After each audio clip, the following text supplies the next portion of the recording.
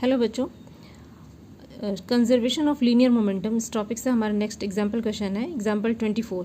A disc of mass 10 gram is kept floating horizontally by throwing 10 marbles per second against it from below.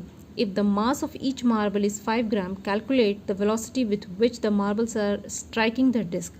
Assume that the marbles strike the disc normally and rebound downward with the same speed. अब यहाँ पे इस question में एक disc है जिसका कि मास दिया हुआ है 10 ग्राम मास है और इसे नीचे से हिट किया जाता है मार्बल से 10 मार्बल्स पर सेकेंड. तो 10 हर सेकेंड 10 मार्बल्स उसे हिट किया जा रहा है. हर मार्बल का जो वेट दिया हुआ है मास दिया हुआ है वो है 5 ग्राम. तो यहाँ पे मार्बल्स का स्पीड वेलोसिटी नहीं दिया हुआ है कुछ भी. तो calculate the velocity with which the marbles are striking the disc. तो यहाँ पे हमें कैलकुलेट करना है मार्बल्स का स्पीड, न कि हमें डिस्क का स्पीड नहीं है. उसमें वो फ्लोट कर रहा है लेकिन हमें कैलकुलेट करना है मार्बल्स का speed. Assume that the marbles strike the disc normally and rebound downward with the same speed. अब ये ज्यूम करना है कि मार्बल्स जो है डिस्क को स्ट्राइक कर रहा है, उसके बाद रिबाउंड वो हो रहा है उसी नीचे बैकवर्ड डायरेक्शन में, बिल्कुल ऑपोजिट डायरेक्शन में वो आ रहा है. तो हमें ये ज्यूम करके चलना है और हमें कैलकुलेट करना है मार्बल्स का स्पीड. थोड़ा और क्लैरिटी से समझते हैं पिक्चर से.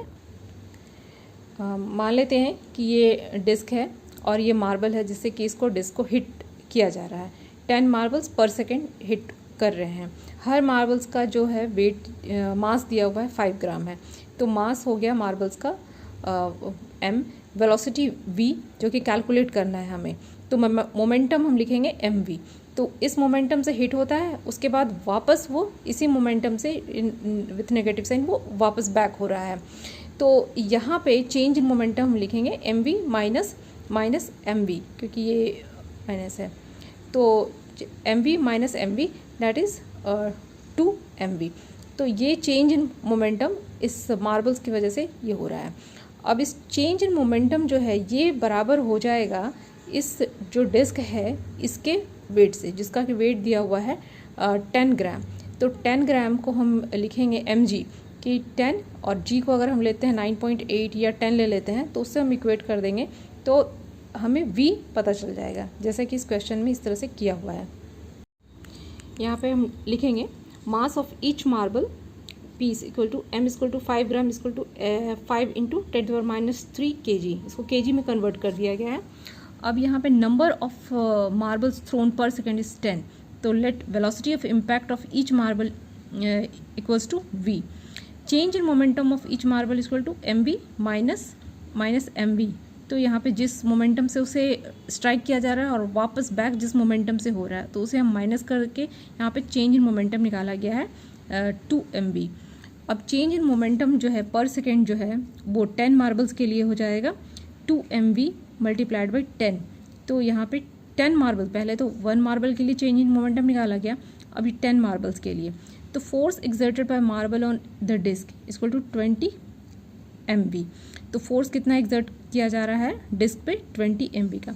अब but the disc can be kept floating if this force balance the weight of the disc. अब ये जो चेंज इन मोमेंटम है, ये जो फोर्स एक्सर्ट कर रहा है जो मार्बल, ये इक्वल हो जाएगा किसके, mg के, ताकि वो डिस्क जो है फ्लोट करता हुआ रहे. तो यहाँ पे हम जो वैल्यूज़ है रख देंगे 20 m की वैल्यू, और v तो पता नहीं है, v हमें पता करना है. m और g की वैल्यू यहाँ पे रख देंगे और रख करके v के लिए इसको सॉल्व कर देंगे.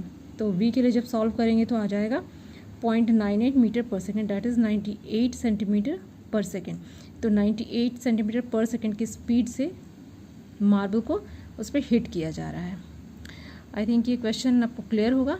अभी के लिए थैंक यू.